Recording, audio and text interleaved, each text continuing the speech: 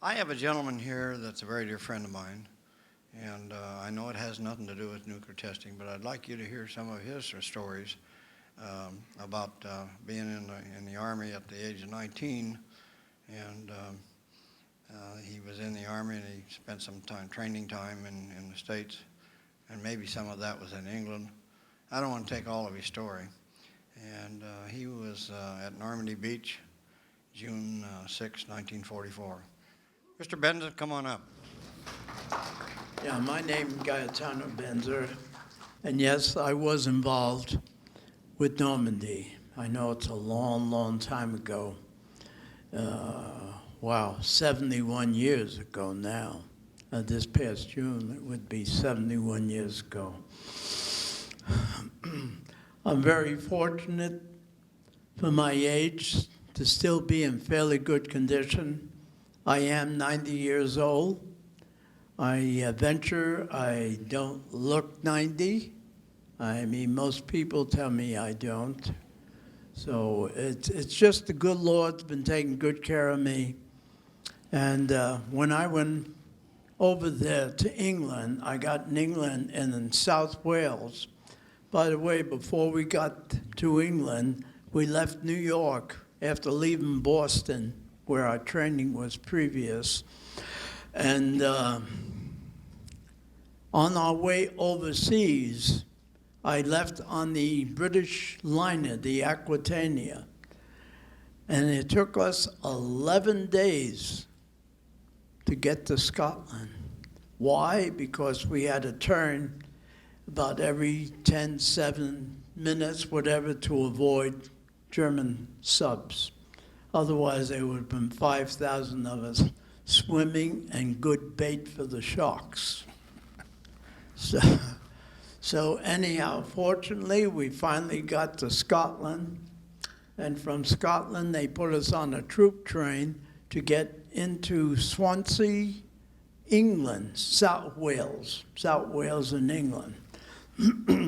So for the first 9 months, we spent there preparing. Little did we know when the Normandy invasion was to be started, but we were told and to practice our job.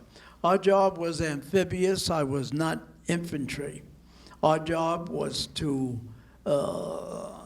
go out on these land and sea ships and go out to the boats and get small supplies like medicine, ammunition that was small, and to pick that up, bring them to shore.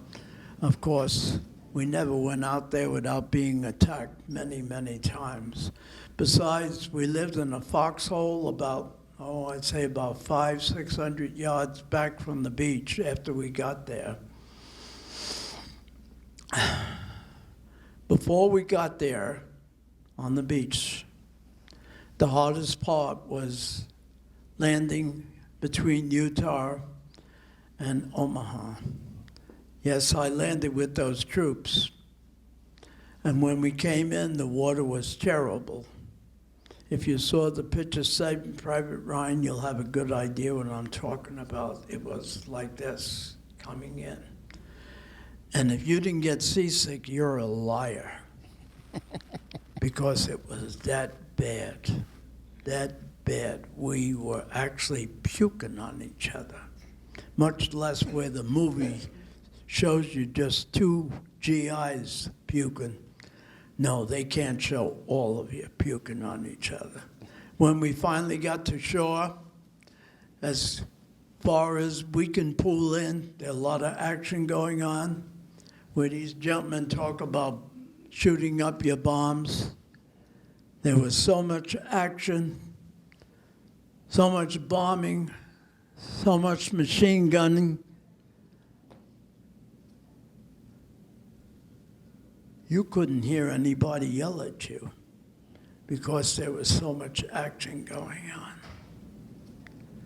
It's a wonder how I can possibly even make that beach.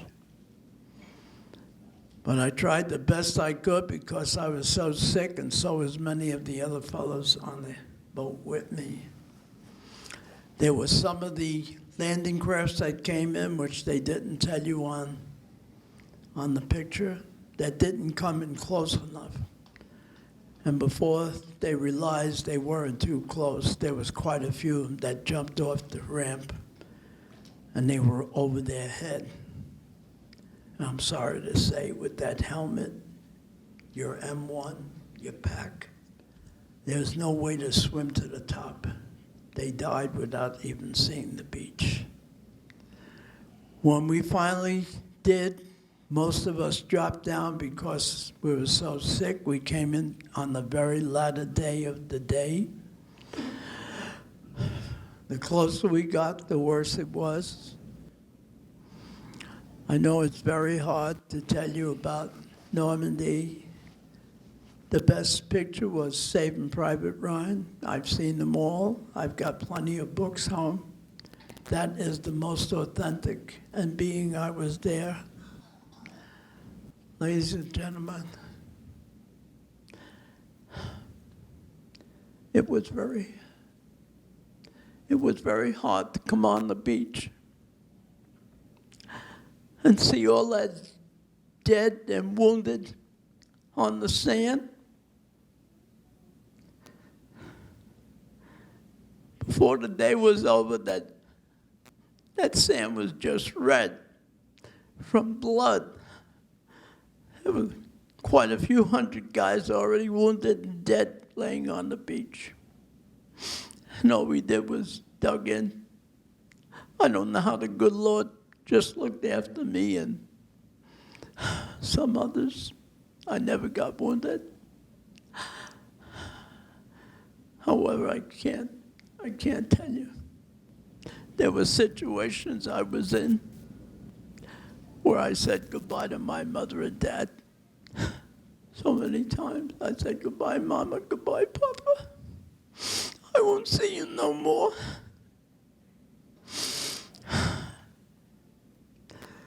Somehow the good Lord's been good to me.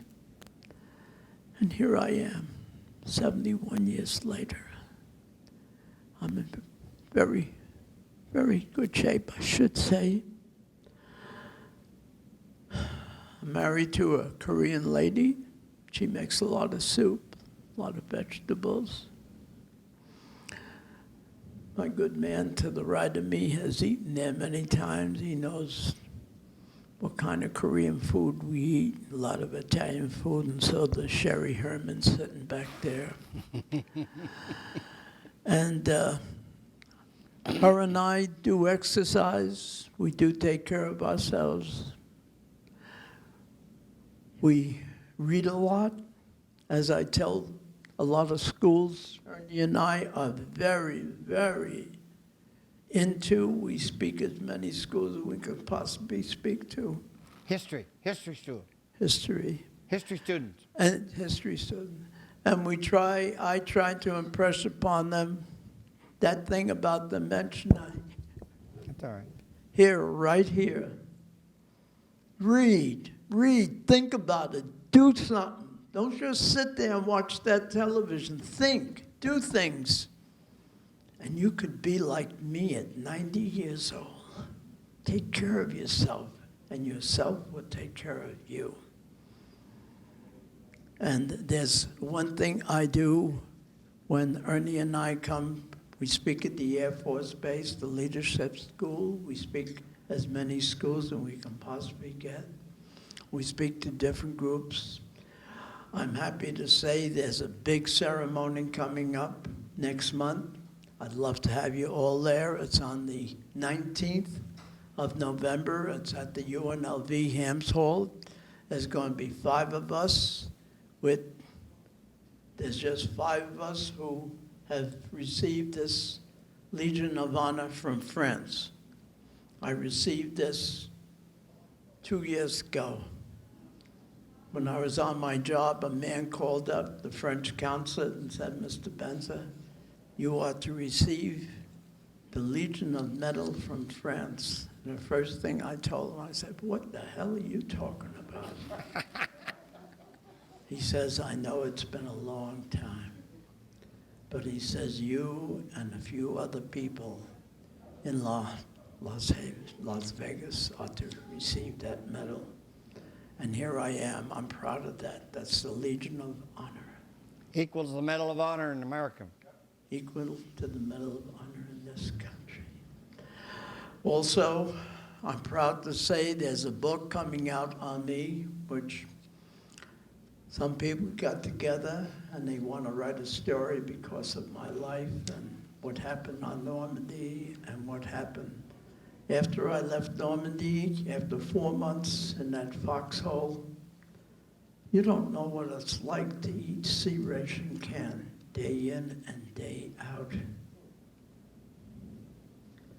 When we first got to Le Havre after 4 months, I must tell you that I lived in that same uniform for 4 months on that beach. Same boots, same socks, same underwear. You don't brush your teeth. You don't wash your face until you got on the ship to unload, and you ran into the men's room and you just threw water on yourself. When we got to Le Havre, the engineers, we took over a German camp and they set up the shower for us. You don't know what it was like for a bunch of us guys, 10, 15 guys, naked as could be underneath those showers, and to see all that dirt come running off your hair and your head and your body, and to put on clean clothes again, and to have real warm food for the first time in 4 months. I do have a book coming out the end of November. It's called Le Havre. If you see it in the bookstore, I'd be very pleasure to me. If you see me, I'll sign the book for you. I'm so looking for that book to be published. I'm also been honored by two fellows here who have a radio show. It's on every Tuesday night. And they already got together with CBS, and they said, Mr. Benzer, as soon as your book is out, you ought to be on CBS national TV show showing your book and telling your story. So, ladies and gentlemen, I'm looking forward to that. Thank you so much for listening. Thank you. Thank you, Guy. You're a gentleman and a scholar.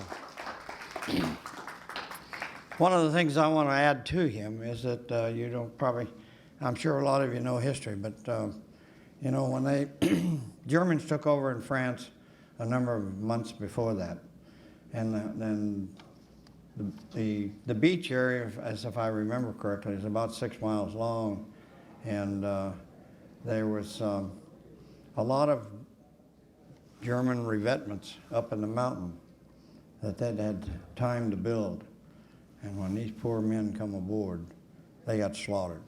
All due respects, and thanks, Jai. I know it's tough for you to talk about that once in a while, but you know, that poor guys got slaughtered. They just, you know, until they could get those pillboxes knocked down, you know, it was pure hell on coming on Omaha Beach. And that's not the only beach. I'm only talking about one. I think one of 6 or one of 8, and. Anyway, anybody else here that would like to come up and chatter for a few minutes? Well, I would also add that in all the bombing that we did by planes and by warships, last year when I was there, I walked part of that beach. Even though we did go to other areas with the tour I was with, not one bunker was destroyed. That's how well built General Rommel built those bunkers to shoot at us. Thank you. You're welcome. You're welcome. Just a pleasure to have you talk about it.